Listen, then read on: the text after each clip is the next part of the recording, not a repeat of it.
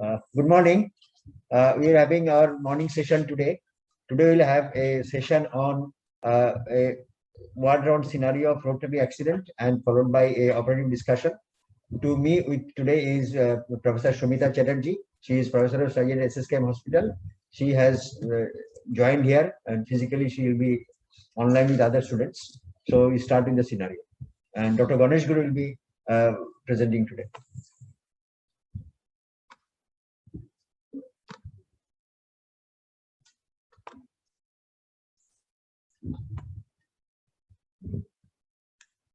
Good morning.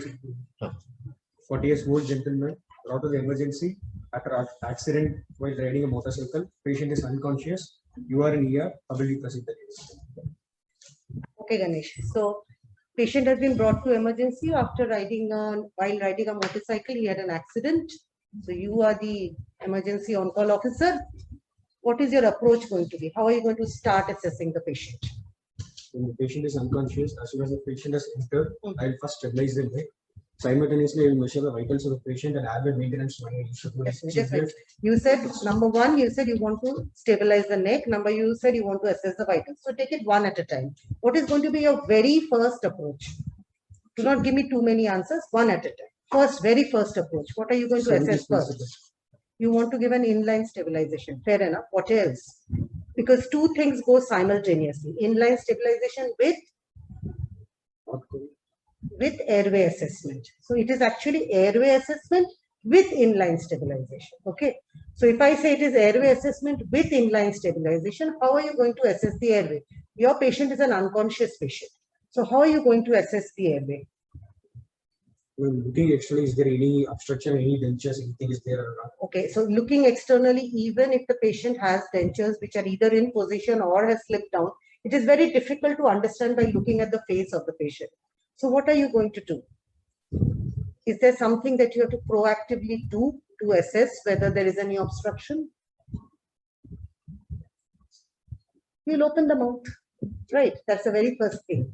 So before anything, I'll just tweak the scenario. If it is an unconscious patient, your approach will be slightly different. But if it is a conscious patient, what would your approach be? The patient is speaking or not the patient? Exactly. So you just ask him his name, ask him what happened. If the patient is able to give you an answer saying, okay, I am Dr. Ganesh and I was riding a bicycle and this is what happened. What information do you get from this sentence? Not about the history, but regarding the physiology of the patient, what information do you get from this? That the airway is patent. So if a person can verbalize, he can vocalize, give you a history, that itself tells you the airway is patent. So, you know, that initial relaxation should come in. Okay, so this is okay. What else if the patient can talk, what else information do you get? What other information do you get? Whether the patient is conscious or not, that's oriented to time. Obviously, if he is not conscious, he'll not be talking, right? Yeah. No. So if he is able to talk, number one, his airway is patent. Number one, his breathing is also partially, it's not totally compromised. Because if his breathing was totally compromised, there wouldn't be enough air in his lungs to help him verbalize. So a person talking means airway is clear, breathing is not totally compromised. I'm emphasizing on totally because even with a pneumo or a hemo patient can talk up to some time, right? What else? He's giving you a coherent answer saying I was riding a bike and I hit against a speed breaker and I was thrown off the bike. So he's giving you a coherent history. So what other information do you get? You got an information regarding airway, you got an information regarding breathing. What other information do you get? Coherent means the patient is in hypoxia, but his circulation is also. His circulation is maintained. So it may not be an optimal circulation, but the blood pressure is enough to supply oxygen to the brain. So that is helping him give you a coherent answer. So just two sentences uttered by the patient that this is my name and this is how the accident happened. You get three very clear-cut answers in 5 seconds. You know that the airway is patent. You know that the breathing is not totally compromised. And the BP, you've not yet mentioned the vitals, and the BP is good enough to maintain cerebral circulation and oxygen status to help him give a coherent answer. Because if that was not the case, he would have given you either spoken some gibberish or incoherent answer. Another thing, Shumita, if you are given such a scenario, it will be better that if you start with a statement that I will follow ATLS protocol Absolutely. to proceed to manage this patient. So Yes. that covers everything will come after that. So you start with a statement that this patient is unconscious and there is a rotary accident. So I will follow the ATLS protocol. And then obviously next question comes, what is Then what ATLS is the protocol? ATLS? So study the statement that I will follow the ATLS protocol to proceed the management of such patient. Then the things comes like this. So that was a conscious patient. Now your patient is an unconscious Yes. patient. So you do not have the liberty of what I just said. Right. So in that case, how would you proceed? What are the components? What You are the have to assess components of airway. ATLS protocol? If you go by ATLS protocol components, everything will come. You need not make it haphazard. So first is which component? You said airway with cervical spine stability. So how will you assess the airway in an unconscious patient? Before assessing the airway, the basic airway maintenance I used to do like jaw lift, jaw thrust, No, chin no, no, lift. no. You cannot do something else. You First, first assess how will you what is assess? there inside. First, you will assess. If you find anything wrong, you have to do something, right? The Raman protocol in 18%. Even before that, very simple things. Don't jump to bigger things. What will you will you look assess? at? Yes. Nares, nasal cavity, oral orifice, oral cavity. So many things happen in this area that air is compromised. So go step by step. So I just gave you the lead.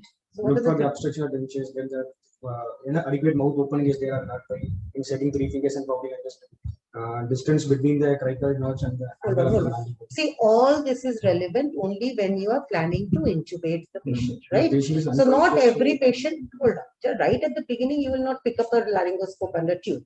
So your assessment will be that you open the mouth and look inside.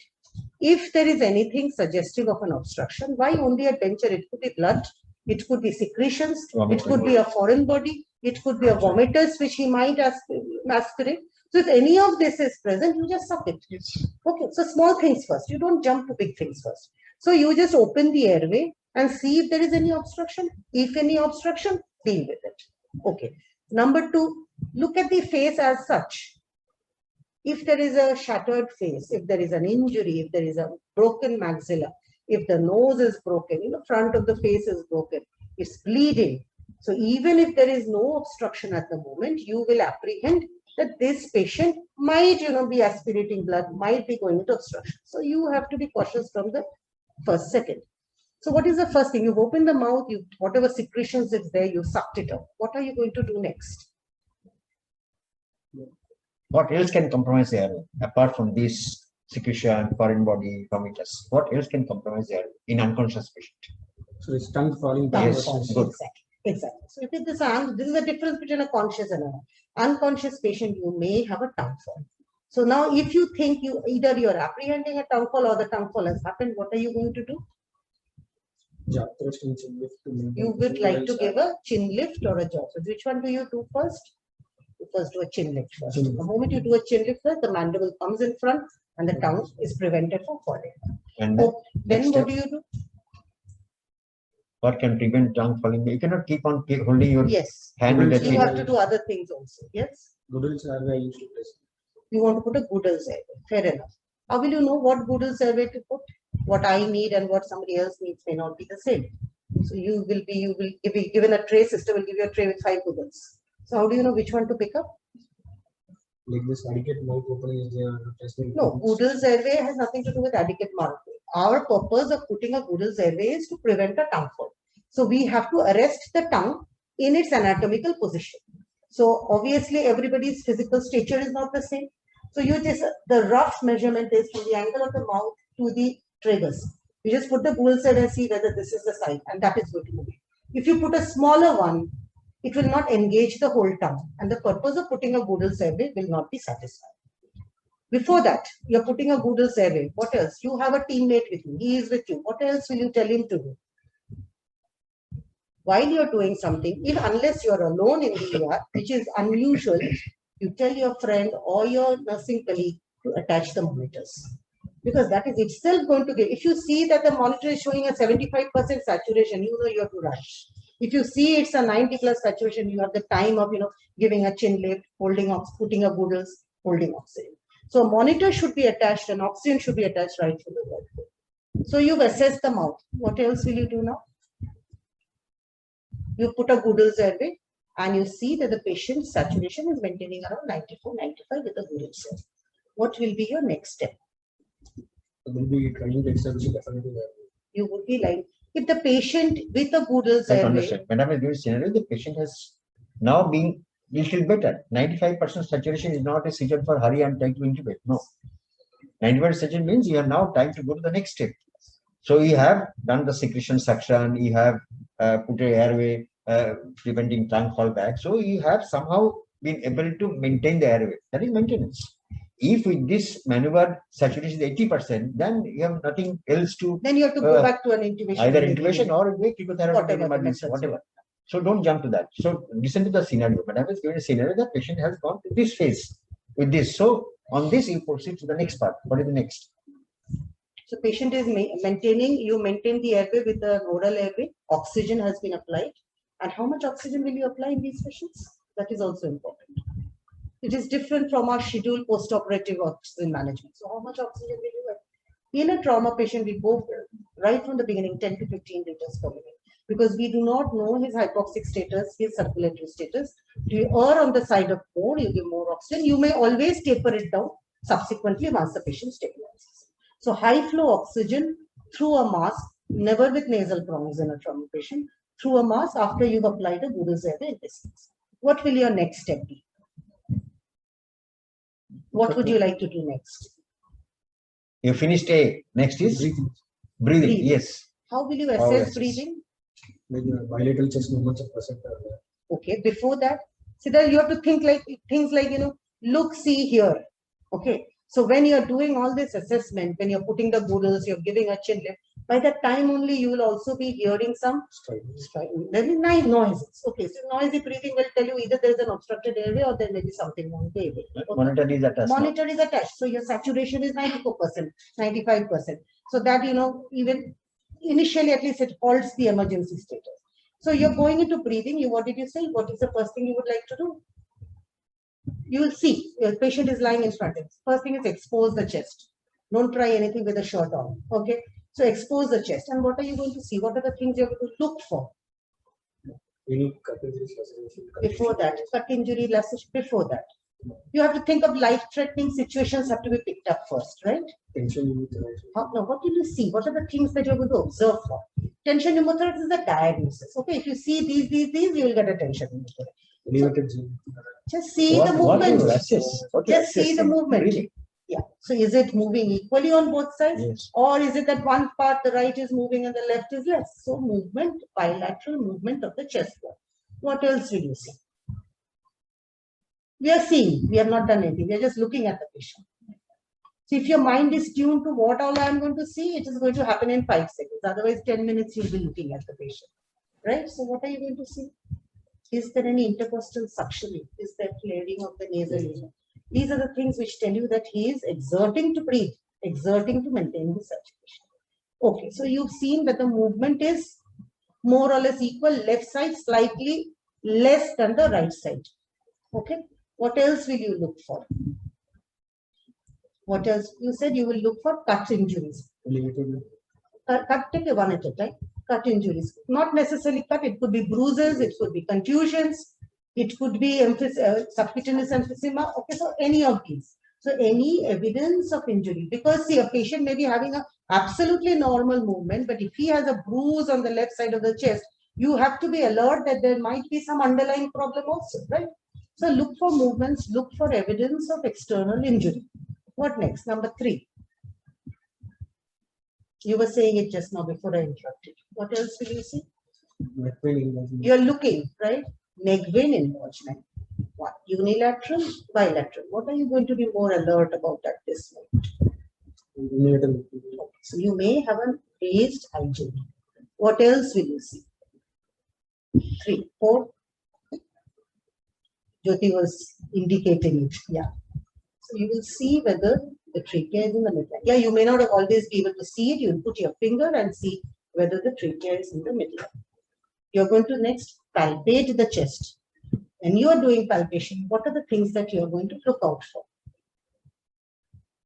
Crepitus fracture. Yes, if there is any crepitations. Crepitations means crepitus. It means which will indicate what? Subcutaneous emphysema. There could be subcutaneous. So what else can you palpate? any fractures, right? It could be, he's unconscious, so your patient will not respond, but a conscious patient, if you touch at a particular place, it might shout out in pain. So whether there is evidence of subcutaneous emphysema, whether there is any evidence of fractures. Okay.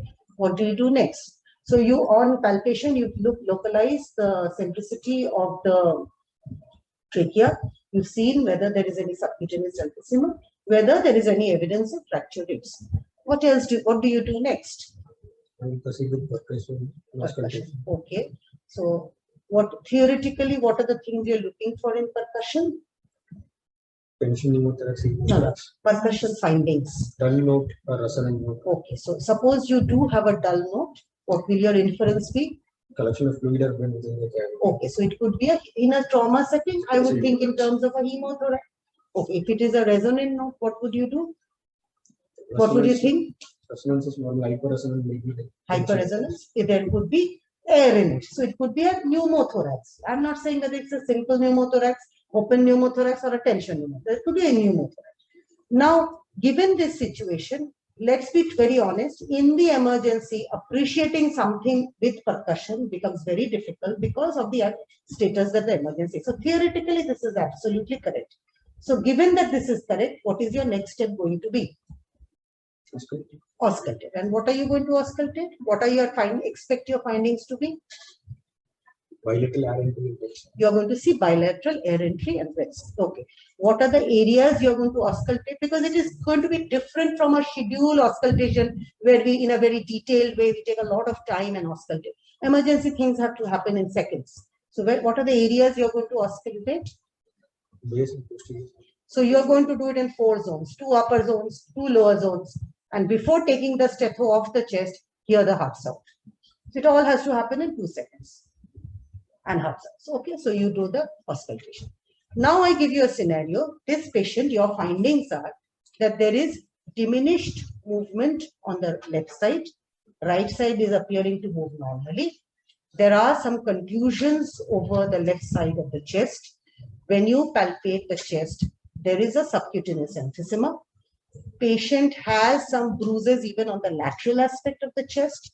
When you notice clearly, there is a IJV is raised and there is slight deviation of the trachea towards the right side. Got my points? Slightly diminished movement on the left side, bruises and contusions on the chest extending onto the lateral aspect. There is subcutaneous emphysema. There is a raised IJV and slight deviation of the trachea towards the right. What is your inference going to be? It is a pneumothorax and tension. It is a Tension pneumothorax, and the patient is unconscious. You said one minute. You said tension pneumothorax and hemothorax. Okay, fine. So would you want any more information? This is the information I gave you. What else would you like to know? Vitals. No, just in the chest. Anything else? Other than the information that I gave you, would you like to know anything else? Anybody else? Yes, and he was talking about the auscultatory findings. I did not give you the breath sounds. So you have to ask for those things because those are the things which are missed out. So yes, theoretically again on percussion, suppose I tell you that it is normal resonance, okay? And he wanted to know the heart sound. Why is it so significant? Given this clinical picture that I tell you. So you have 2 differentials. You can have a tension pneumothorax or a cardiac tamponade with the same type of finding. So your only thing which will help you differentiate one from the other is number 1, your auscultatory finding, number 1, your percussory findings, and number 2, your auscultatory findings. So when I give you the scenario, the 2 things you would like to know is, what am I hearing when I put the stetho? And as I said, when you put the stetho, there are 2 things you hear. You hear the 4-quadrant breath sounds and you hear the heart sound. So your patient has diminished breath sound on the lower zone of the left side. Others appear okay and heart sound is muffled. Now what is your diagnosis? Pericarditis. You could be a pericarditis. It could be, mind you, trauma doesn't go in an isolated way. You can always have both. I said there's a diminished breath sound. So there is some problem in the thorax as well as there may be a pericardial tamponade. Now tell me, what is your next step going to be?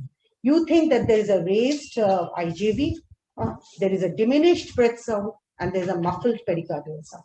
What are you going to do next? Trachea deviated to the right side. What are you going to do next? First. Somebody said E-fast. Okay. Before E-fast, We have not gone to even E-fast. before the machine We are comes in, still, the we are man has still to in do the his B. job. We are still in B. We have not gone to the E-fast. Yes. E-fast will come at the We end will of come. ABCD. So what are you going to do next? You suspect that there is a tension pneumothorax, is it right? So if you suspect there is a tension pneumothorax, what are you going to do? Are you going to do an X-ray? Are you going to do an X-ray? Yes or no? No. No. So the answer is very, very, very clear. If you are suspecting a tension pneumothorax is a clinical diagnosis and you need not do an X-ray at that point. If necessary, do it later. Mind you that the time you waste to send the patient to get an X-ray and come back, you might lose the patient. So tension pneumothorax is a clinical diagnosis. So you suspect a tension pneumothorax. What are you going to do next? Intercostal. Before intercostal drainage, tension needle thorax. Okay, so where do you put the needle? Very good. Initially, even 2 years back, it used to be said second intercostal space, mid-clavicular line. It has changed now. It's now become the fifth intercostal space, mid-axillary line, the very area through which you put your chest drain. Okay. What is the reason for this change? Why did they suddenly decide? All these, we've also studied 30 years ago that you put it in the second intercostal. Why this sudden change? No, it's nothing to do with other injuries. The whole thing is that, particularly in men, the pectorals are very well developed. So when you put a needle through the second intercostal space, it may or may not reach the pleural cavity. So you may be in a falsely secure thing that nothing came out. So hence it is not a tension pneumotor. So there have been too many patients lost and they've worked on this. They've studied it and said that if you go in through the lateral wall, the accuracy of the needle reaching the pleural cavity is much higher. So they suggest they changed it in the 10th edition of the ATLS guidelines and said you put it in the fifth intercostal space. So you put it in the fifth intercostal space and you hear a gushing sound. Okay, so your diagnosis is confirmed.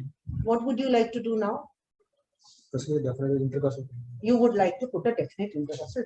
And mind you, your safety breach is there. Okay, you can spend another 5 minutes. You can tell your colleague that get me the stuff for the intercostal drain while I assess the rest of the patient. So you do have a few minutes in hand. Okay. So when the drain arrives, what do? You put the chest drain. Where do you put the chest drain? Which space? Triangle of safety. Which space do you go in from? Fifth intercostal space. Now, fifth intercostal space means what? Between two ribs. So, do you hug the lower border of the upper rib or do you hug the upper border of the lower rib? Why is it so? Yeah. So, because the neurovascular bundles, they travel along the lower border of the rib. So, to prevent injury to that, you go along the upper border of the lower rib. Fair enough. How do you position the chest tube in a trauma patient? You enter through the fifth intercostal space, just anterior to the mid-axillary line. And how do you position the drain? So you ensure that all the openings in the tube is inside. Definitely. What else? What will be the position? It has to be made posterior-superior. Because you expect the patient to be lying down. So it is in the most dependent part. Whether it is fluid, whether it is air, everything is going to be great. And the other thing you have to be cautious about, the eyes inside the chest wall, the eye should not be within the parietis. Because if you leave the eye within the parietis, next morning you will see the subcutaneous emphysema has blown out of proportion. Okay, so you put the chest drain. What is going to be your next action? You put the chest drain, you see some more air coming in, tinged with some blood. Okay, and your column is moving then. Happy? Okay, what are you going to do next? Assess once again about the muffled. Yes, you will assess once again. Every step that you do, every intervention that you do, you have to reassess the patient, whether it has changed anything or not. So you're very correct. You're going to reassess to see whether the heart sounds have improved, whether the saturation is improving or not. And yes, we had another small attribute to it, that the heart sounds were muffled. So now you're going to hear the heart sounds again. Okay. And you see that the heart sounds are sounding clearer than before. What is your thought? But it is still muffled, but it is clearer than before. So what is your thought? Do you immediately have to jump into it, or can you wait? I can You can wait for some time. Yes, patient is maintaining parameters, saturation is improved. Even if there is a small cardiac tamponade, you may not have to jump into it immediately. You can monitor the patient. What is your next step? circulation. You C. want to assess circulation. Pass on to C. C. Good. So what is C? Circulation with, everything has two components. Circulation with hemorrhage control.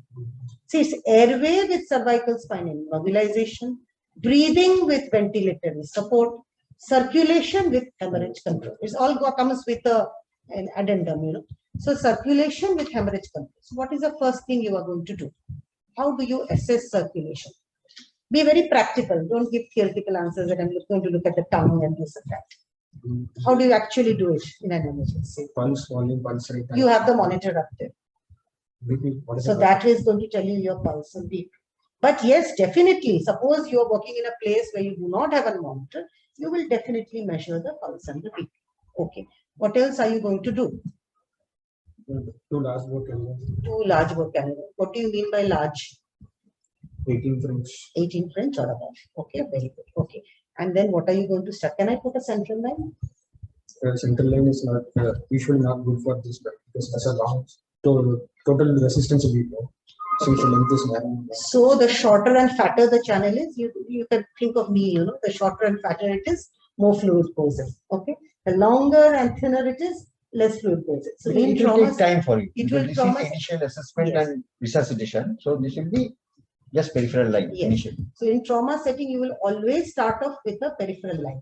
You may think of a central line much later, but not. And definitely another thing is the skill, the expertise, the time taken to do a central line, that is also a factor. But you will always put two large bore needles on the peripheral line. If the monitor shows pulse is 82, BP is 130/80, still you need to put together. So, What is the reason? Because all depends on your assessment. The two large bore cannula is recommended when you find the patient is in shock. If the patient has got a mild injury, patient has isolated head injury, patient may not even go into shock. So it is not mandatory that you always put two cannula in all patients. That depends on your finding also. If the patient is shocked, yes, that is the next step. Two large bore cannula. If find patient is stable, his BP is 130/80, his pulse is 76/80, then you have time to start with You the can- IV line is important. One IV line is to be made because that same time you draw blood, send it for grouping cross matching also, and then start it. So this two cannula point is when the patient is in shock. So at least one has to be start immediately. But yes, it is always a good idea to have a second cannula because trauma patients are known to suddenly crash later on. It can stretch. So it is always, it's a safety line. That one run I'm running fluid, the other I might have to rush in more fluid or give blood for that matter. So, but to begin with, as Sir said, if the patient is stable, you start off with one line, complete your ABCD. When you come back to DSSC, you can put the other line. Okay, so that you have to use your clinical judgment. What will start? What fluid fluid will you start? Isotonic saline. What specifically? What are the two isotonic fluids that we commonly have available to us? 0.9 against me. Okay, so you can have a NS or a ring active. These are the two common isotonic fluids that we have. So in a trauma scenario, beginning of resuscitation, which one will you choose over the other? And go with NS. You would like to go with NS. Fair enough. What is the reason behind that? Sodium moving the it is See, sodium, see in NS you have what 154 milliequivalent per liter, and RL you have 135 milliequivalent. Yes, it is more, but what is it? That is not the reason why we are giving NS over RL. See, if the patient is in shock, we do not know his acid-base status. Okay, we are not going to do an ABG upfront. So if you are giving, though ringalactate causing acidosis is not an instant thing. So since we do not know the stage, since we do not know the status of the urine output at the moment, when you're initiating resuscitation, it is always safer to start with NS. It may be that there is a patient, he is diabetic, we do not know that. Maybe that he is in shock, maybe he had a renal compromise. Since we do not know the answers to so many questions in a trauma scenario, we begin with NS. Let the patient be stabilized, you can change your fluid to something. So 2 whiteboard cannula, warm, isotonic, normal saline. The warm word is very, very, very important. Why is the warm word so important? Yes, so we do not want hypothermia in a, what is a deadly triad? Yes, hypothermia, acidosis, and coagulability. So even if the patient is not in a, giving cold saline might precipitate. So you have to be careful. So you are starting fluid. Okay. How much fluid will you give? 1 channel, 2 channels. Suppose we will say our patient has a BP of 90/60. How much fluid will you give? 1 liter 1 liter. Why this 1 liter? to prevent dilution. That is a subsequent thing. Our initial motto is to resuscitate and bring up the BP. Okay. So now, very honestly, you cannot sit and do your math there. That this is how I'm going to calculate. But they've said 1 to 1.5 liter. Okay. Initial resuscitation.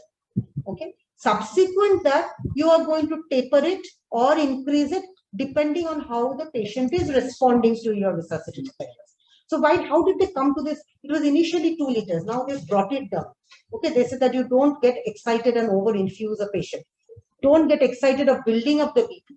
Because if the BP builds up, the patient might bleed more. So they've come to a consensus on a 1 to 1.5. So what is the reason behind it? How did they come to this math? They've done the maths for us.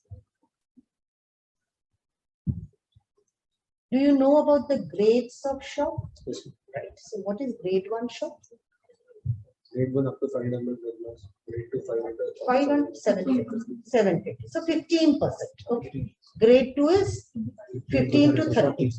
Grade 3 is 30 to 40. And grade 4 is above. It's like those tennis scores, you know. See, lawn tennis, 15, 30, 40 match. Right?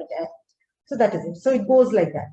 So the idea is, will a patient of grade 1 shock manifest hypotension? Yes or no? No. Okay. So with 750 ml blood loss, that means the patient does not manifest hypotension. For a patient to manifest hypotension, he has to be in grade 2 shock. So grade 2 shock means 1.5 liter lost. So if a patient is manifesting hypotension, that means he has already lost 1.5 liters of blood or fluid, whatever. So that is how much I have to replace. Over and above that, if I need more, I'm going to increase it.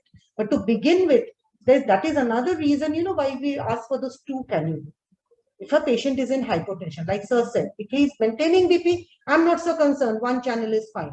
But if he is in hypotension, parallelly, I would like to give the 2 fluids to build up that. Okay. So you want to give 1 to 1.5 liter of normal saline. What do you do next? Reassess. You want to reassess. The bottle will take 5 minutes at least to go. So you're not going to wait for those 5 minutes. You have to do something more. What else are you going to do? Will you not look for the source of hemorrhage? So what will be the potential sources of hemorrhage? Like thoracic cavity, abdominal cavity. Okay, anything else? First Long bone is external. fracture. You look for an external. It may be that he's bleeding torrentially through a wound. So there's a very simple mnemonic of remembering. They said 1 on the floor and 4 more. 1 on the floor means any evidence of external bleeding. So if you see there's an external bleeding, just tell your team member, just put a compression bandage. That's all you have to do. Do not think of sitting and stitching it at that time. Just put a compression bandage. Aim is to stop the bleeding. Hemorrhage control. C is what? Circulation with hemorrhage control. So 1 on the floor, 4 more. 4 more is what? Thoracic cavity, abdominal cavity, pelvis, long bones. Okay. So you have to systematically rule out where the patient is bleeding from. Now your breathing assessment has already taken care of the thoracic assessment. Even before you came to circulation, if there was a hemothorax, you must have put a chest drain by now. So that assessment is done. How do you assess the abdomen? The fluid is running. So you have to wait for some time. Do something useful in that time. So how do you assess the abdomen? Fast. Why fast? Why run so fast, too fast? Use your hands first. Use your clinical methods first. So what would you do? How would you assess the abdomen? Distance. Look at the abdomen again. It's again the same thing. Clinically see, is it distended, he said, right? Distended could mean what? It could be a hemothorax. I'm not expecting an ileus leading to distension at this point, right? Trauma scenario. What else will you look for? Look for injuries.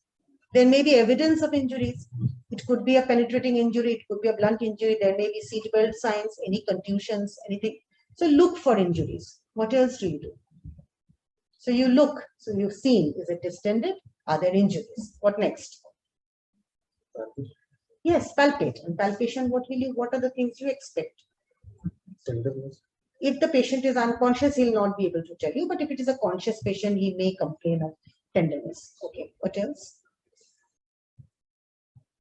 What is your next step in assessing? Percussion. Percussion, you will not get anything, let me assure you. Auscultation, you may say whether I hear the bowel sound or not. Again, very dicey in these trauma scenarios. In the same movement, assess the pelvis, right? So how do you assess the pelvis and how many times do you assess the pelvis? We should could explain test leadings there. If you are looking at the meatus, basically you're expecting a urethral injury, right?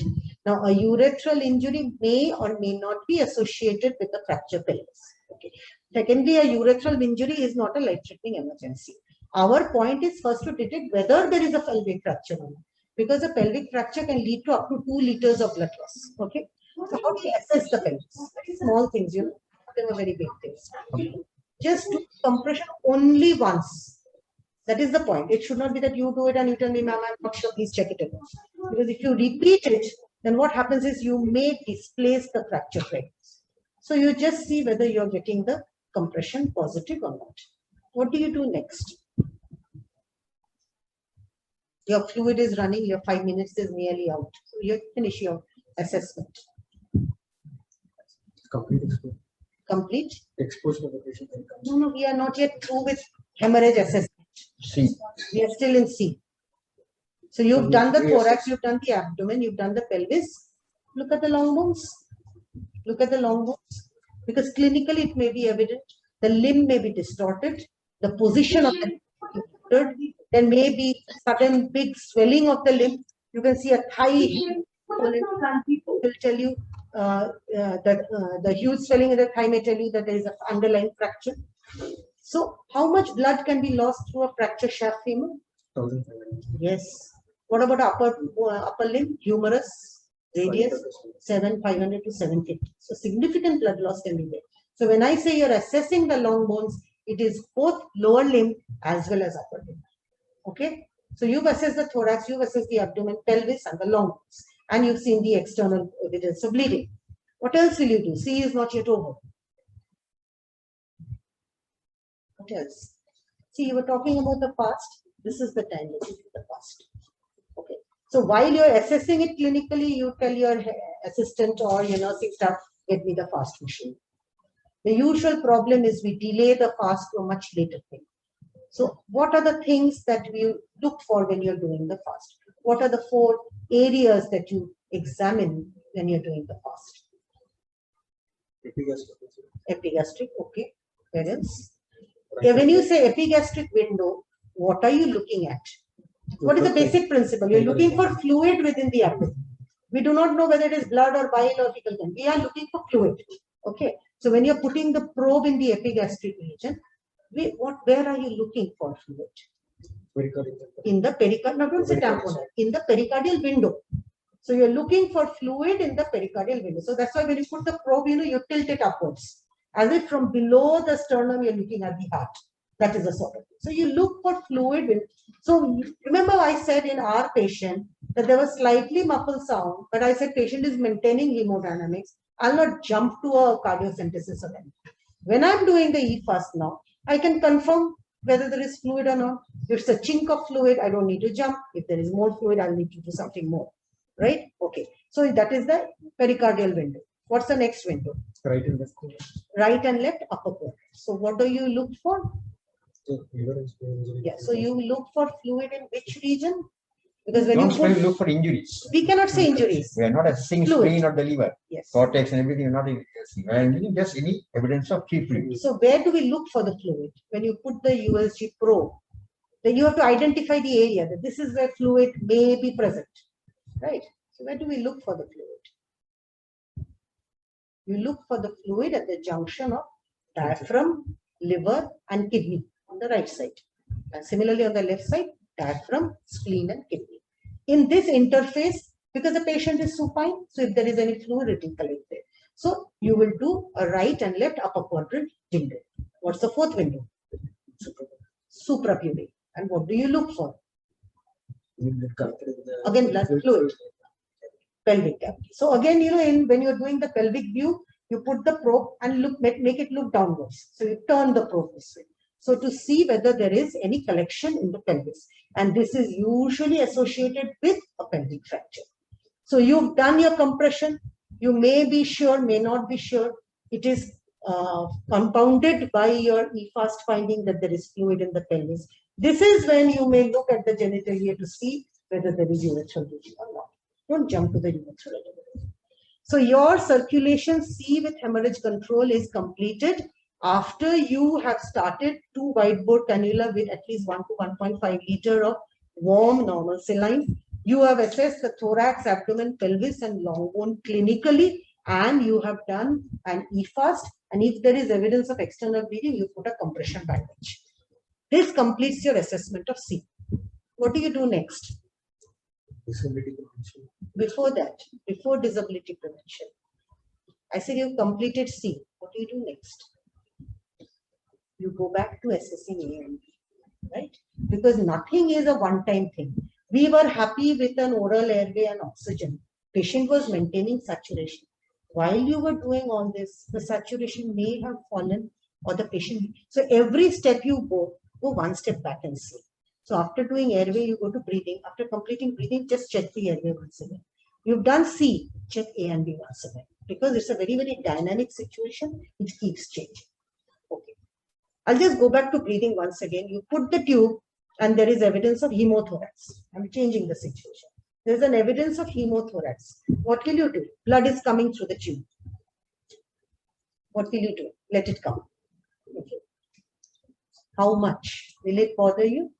So at the time of puncture, it is more than 1,500. 1,500. So in one go, if it is more than 1.5 liter, then what do you have to do? It will bother you, but you have to do something.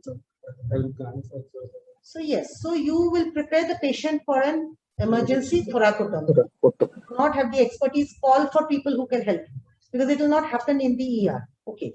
So it is not that drastic a situation. Something less. What are the other things you're going to look for? One is a 1.5 liter in one. Okay. The other is around 200 to 300 ml per hour for the next 3 to 4 hours. That actually gives you a little more time, to set up your OT and things like that. Is there any role of clamping the tube? A lot of blood coming, let me clamp it. It's like an ostrich bearing his head, right? So why do we say no? But this is something which is very frequently done. We get patients referred from somewhere with a tube clamped.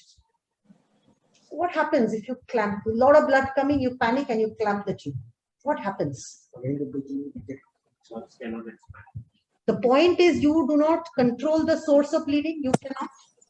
And when you let the blood collect, it is again going back to a status of hemothorax, which might lead to a mediastinal shift.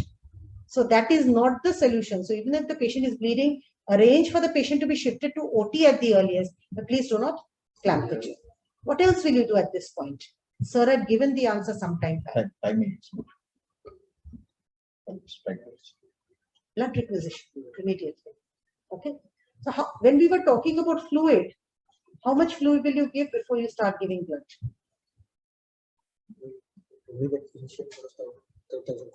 See, ideally, it should not, we should not give so much of crystalloids. Okay, we should give blood. But blood, the moment it is available. All our hospitals, we don't get blood at the word go. So you start with crystalloids. At ER, you will not get blood. Yes. At ER, you manage with crystalloids and then as early as possible, you start. You were doing the disability assessment. How do you do that? What are the criteria for disability? What disability are we looking at? It's a neurological disability. Disability does not mean a broken leg. Okay, so disability. Many people confuse this. Yes, that he has a fracture. Disability, they started saying this fracture as man, any deformity. No.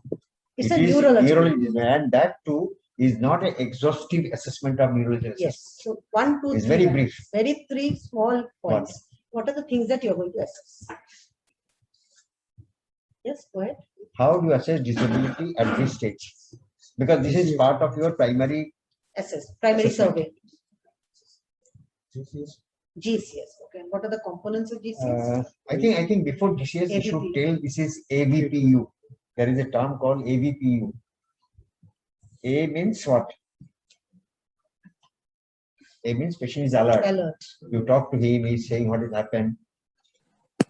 He is, you're asking him something, he's not alert completely, but he is responding to the voice. Okay, you're asking, he's saying, but all the things are not in order. P is, Pain. you're asking something, he's not responding. You give him painful stimulus, he's trying to respond.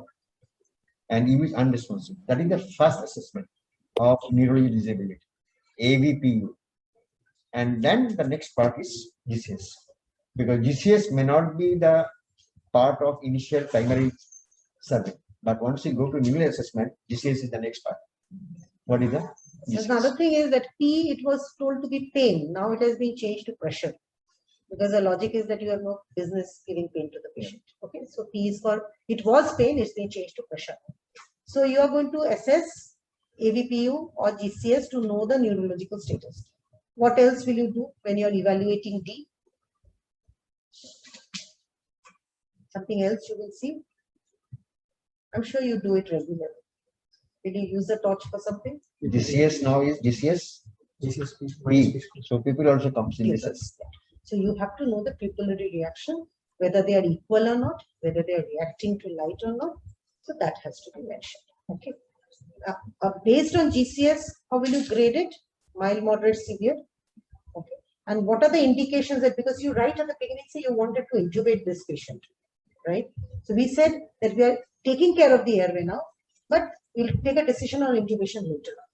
So at this moment, you've done a GCS. When would you, in which patients would you like to intubate the patient? The score is less than 8.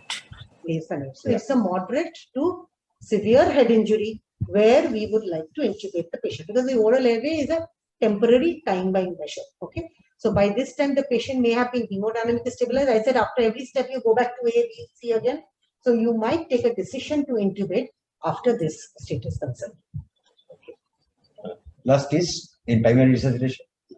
What is ABCD? E. Exposure. What does Exposure that mean? means what? we need to for assess for any other injuries. So you undress the Undress the patient in a controlled environment. That means if the patient is too cold, it's not very problem in our country, but in cold areas, it should be taking care that patient is not being cooled in this process. It is called exposure with environment control, meaning you expose the patient, see everything, and then if it AC is on, switch off the AC. If it is cold, put a blanket, maybe put a warmer. So everything is a part of the whole thing. Environment control meaning so that you prevent that deadly triad. Hypotension, hypothermia, and coagulability, right? Remember, so that we will take the this is the initial resuscitation of patient. Subsequently, you will have a secondary survey and the tertiary survey and the definitive management. We will take this afterwards with the specific injuries. So these are the basic things. You should be very clear about going through A, B, C, D, E, and what are the components. The concepts should be very clear what we're going to do. Okay, so we finish up today. Any response from the other participants? Any clarification for this part of? I'll just add two more things, which is an integral part of primary survey. Remember, there are only 3 investigations which are allowed during primary survey. One is a chest X-ray, one is a pelvic X-ray, and the other is an EFAST. Nothing else is justified during your primary survey. Second is, there are 2 adjuncts, the Ryle's tube and the catheter. Ryle's tube not to be put if there is evidence of facial injury, right? Particularly base of skull injury. Okay? And catheter to be put once you've completed C and D. But again, if you see there is evidence of pelvic fracture or blood at the meatus, only one safe attempt. If it works, fair and good. If it doesn't work, do not attempt it. And do not forget to examine the perineum and the genitalia when you are expecting a pelvic injury, because that is all you might get. There just may be a hematoma in that region, which may be the check for any query. Any clarification from other participants? We can have some discussion. This is the today what I've discussed How do we is assess blood loss in trauma setting?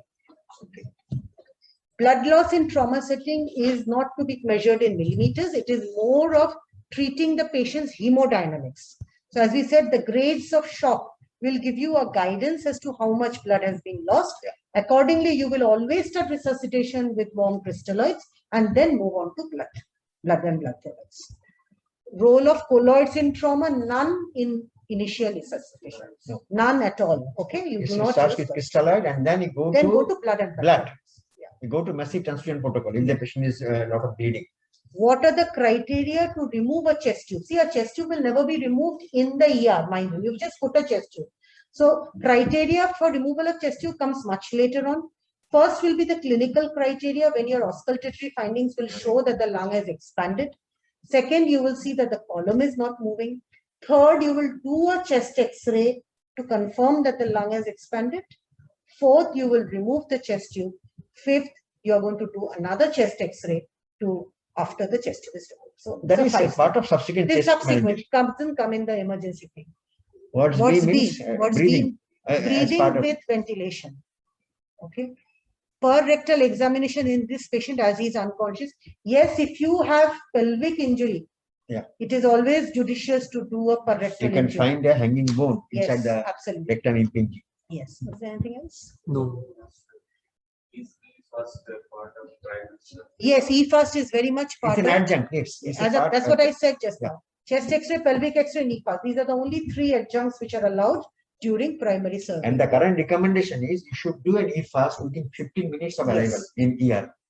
That is a current recommendation for managing a head injury patient. That you should not delay this EFAST for a long period. It should be a part of primary survey and resuscitation. So At the that's end. what they say, that when you're finishing C will be finished only when your EFAST has been done. It cannot be that you finish C, gone to D, E, F. As per protocol, it should be done instantly because it is another hand of yours. While you're clinically examining, the probe should be on the abdomen. Actually, one- we can wait for the complete assessment of each of these body part in secondary survey. Yes. What you do in initial survey is just go to the salient steps and resuscitate the patient. And in secondary survey, the complete examination of all system from head to foot will come. Pelvic compression test, is there a risk of dislodgement of clot? Yes, there is. That is why we say you do it only once. Not only dislodgement of a clot, dislodgement of the bony fragments, which might lead to further injury. So it is to be done only once in pelvic compression. Okay, I think we should pass on to, we have a part of operative discussion. So today we kept open appendectomy and lap appendectomy. Okay, so first come on to open appendectomy. What are the indications of appendectomy? Indication for doing appendectomy in our Acute city. appendicitis. Huh? Acute appendicitis. Acute appendicitis is one, Recurrent appendicitis. recurrent appendicitis. These are the two prime indications. Any other indication? There are other appendicular disease which dictates doing appendectomy. Carcinoma. Carcinoma hair. The tip of the Carcinoma the base. The answer is not appendectomy. tip of the Carcinoma comes in the tip. Another indication is mucociliary appendix. There are some rare instances of appendicular diverticular. What is incidental appendectomy? so Incidental appendectomy. your primary surgery for someone that is running from the Yes. appendicitis. And often you do appendectomy if you are doing right hemicyclic. So appendix is part of that procedure. Just describe the steps of open appendectomy, salient steps. You are doing appendectomy for a acute appendicitis in emergency. Steps. Supporting position, spinal anesthesia. Spinal anesthesia. Fine, good enough. Supporting position. Huh? Sir, incision, Medburney's incision. After anesthesia, start with incision. Sir, antiseptic syringe, dressing, draping. After anesthesia, next is position. Position. Position is supine. Then Draping. and this is a cleaning and draping. So if you are answering something, it should be very methodical answer. So anesthesia, position of patient, additional cleaning and dripping. Now your incision starts. Incision. Megburn is Describe. so lateral 1/3 and medial 2/3, and the Megburn is point. Superiorly 2 inches, inferiorly 1 inches. Lateral 1/3, medial 2/3 of what? Umbilicus is spinal umbilical. So spino-umbilicus. Keep on describing. So this is the incision. You made the incision at the center in the membrane point. Go up by 1 inch and below by 2 inches. Sometimes you can compromise depending on the patient body habitus. And then what you are cutting through as you go to the petal cavity, you say magma is greater incision. What is that? The skin subcutaneous tissue, external oblique is visualized. The oblique is given on the external oblique along the line of skin incision. Yes. External oblique is divided. Then using this Mayo scissor, we should crush the muscle, internal oblique and the branches of abdominis In what direction? along the direction of the fibers. What is the direction here? So it is just opposite the external oblique is going. Perpendicular Perpendicular. incision. It's transverse. Here it is transverse. The external leg goes downwards and forwards. It is transverse. So thrust the scissor over a hemostat and spread it out. Then Then the peritoneum is visualized. We used to keep the lateral and retractors and retract the muscles. Yes. Peritoneum is incised along. what the- peritoneum is called? Once you expose, what is the layer exposed? What is that called as? Surgical Surgical peritoneum. This is surgical peritoneum comprising of what does the surgical peritoneum comprises of? Fossa transversalis, Yes. peritoneal fat, and Extraperitoneal fatty tissue and the peritoneal fat. Okay, keep in mind, we don't incise in layers. Surgical peritoneum is a blended layer of fossa transversalis, extraperitoneal fatty tissue, and the peritoneal peritoneum. So pick it up with 2 pair hemostatic forceps, palpate, make a neat. Okay. Next, you have now entered the peritoneal cavity. Cecum is identified. How? Presence of tinea colon. Okay. Many things. There are a number of points to identify cecum. Absence of mesentery. Color, Color, Pale in color. color.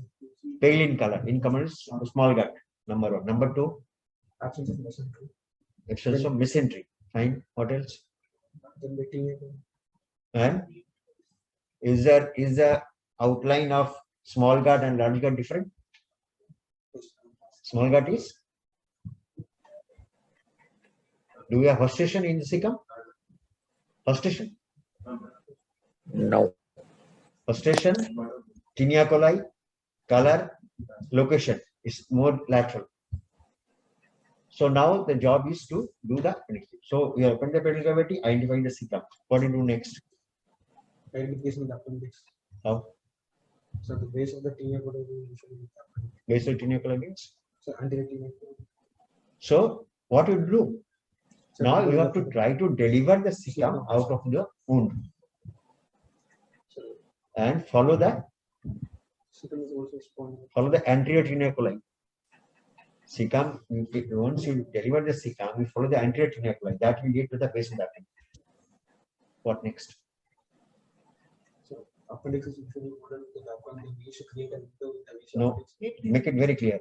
How do you hold the appendix? How many back cup you needed? 3 back cups holded the Where? body and base of the appendix. One applied the base, Body and and one toward the apex. So pick it up. What is next? So you have picked up the cecum and the appendix with 3 pairs of back cup tissue forceps. What is next? creation of window at the base of appendix. So next step is ligation and division of the mesoappendix. How do you do that? Creation of the window at the base of the appendix. Taking care of? Taking care we don't injure the vessels. Yes. So you have the vessels and there are branches. So try to avoid this vessel and make a window at the avascular area. Window is made with what? Large hemostat or what? Mosquito hemostatic person. Pass a ligature around, ligate, and then So when we used to transfix the base of the appendix, crushing with the we will crush the first. We will crush it, then we will transfix it above the. why do you crush the base of the appendix? What is the concept? If you crush the base of it, what happens on crushing? Huh? what happens? What happens in crushing? As you What is crush the with the hemostatic forceps, the mucosa gets torn. The mucosa get torn. So once you ligate, this hits well. Once you ligate with the all layers, sometimes it may be loose. So once you crush, the mucosa get torn and curled out, The two walls get opposed to each other. and then ligate. Where you should not crush the base of the. There are some situations that you should not crush the base of the appendix. The base is inflamed, The base is inflamed, gangrenous. gangrenous appendicitis, and same perforation. And if you are doing a surgery for a suspected tumor, if you are doing surgery for such a tumor, in that case, you do not crush the base. So crush the base, ligate. Ligate with what? Captain. Cara कौन use करता है? Vital. Yes. Like you can use silk also. Silk also. Ligate. And then you ligate on the cecum side, on the appendix side, what do you do? So another one more force artery was applied above the Yes. spine over the heart. Yes. Then apply hemostasis. You need not ligate the other side because you can have a hemostat. And then inside and take the appendix off. What next? So you have a stump. Earlier you used to apply carbolic acid. That is not done, but at least you should Clean clean it this with it. with a spirit or powder solution. Done. What else you need to do?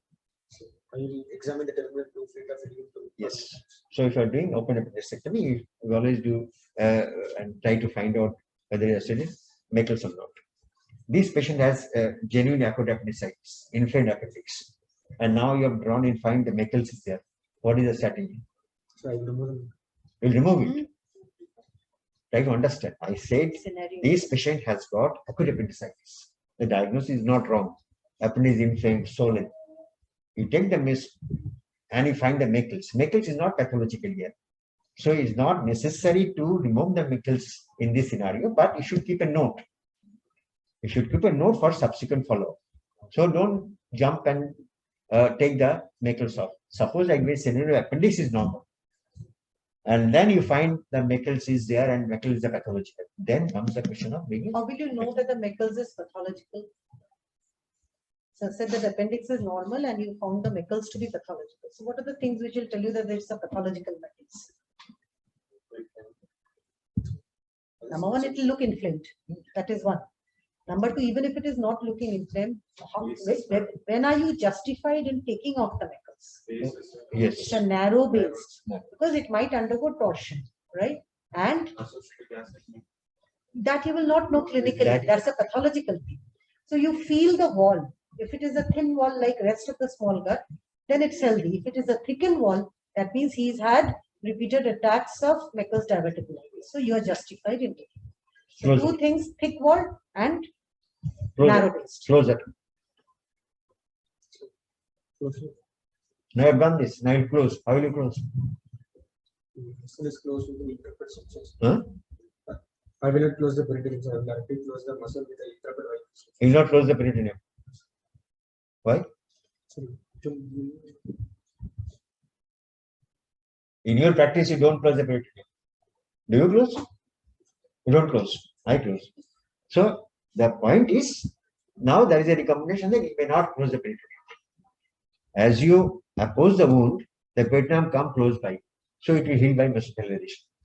So don't confuse. If you are saying it is not necessary, you have to justify that. Otherwise, you can say that I'll pick up the peritoneum in hemostatic forceps and then close it by running 2-0 polygalactic suture.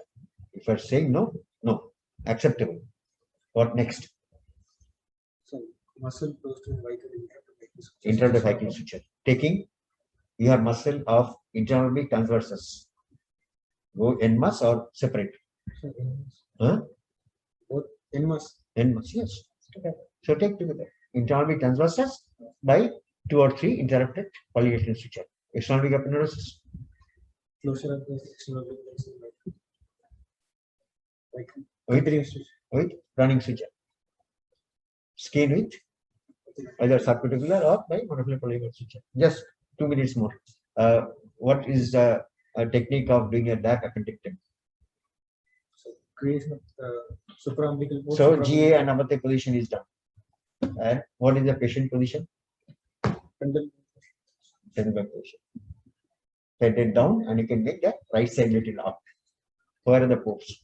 How do you go with the doing a standard lap appendectomy? So supraumbilical port, suprapubic port, and right upper port. Before port, you need to make pneumoperitoneum. How do you exercise pneumoperitoneum? By Garrison. By close technique, by using very simple. Fine. Then after that, Patient pneumoperitoneum. where do you place the ports? Where do you place the ports? First port is in the suprapubic region, that is the optical port, followed by the suprapubic and the right upper port under visualization.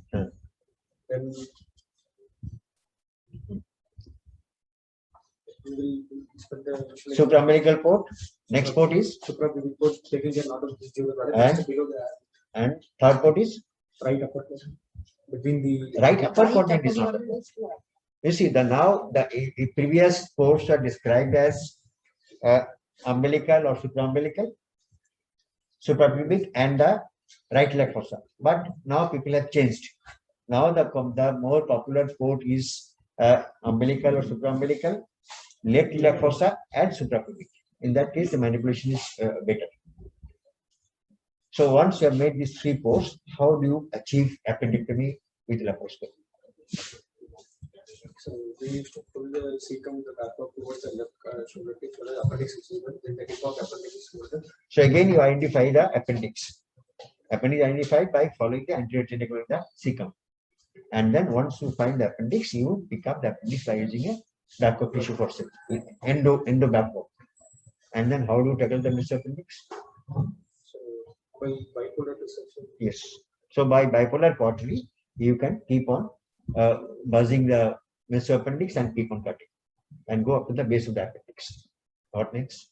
So just tie the base of the How? endo. What is that? Endo. That is Roder's loop. You may have preformed Roder's loop available in sterile packs, or you can make it own. So by applying Roder's loop, how many Roder's loop apply in the appendix?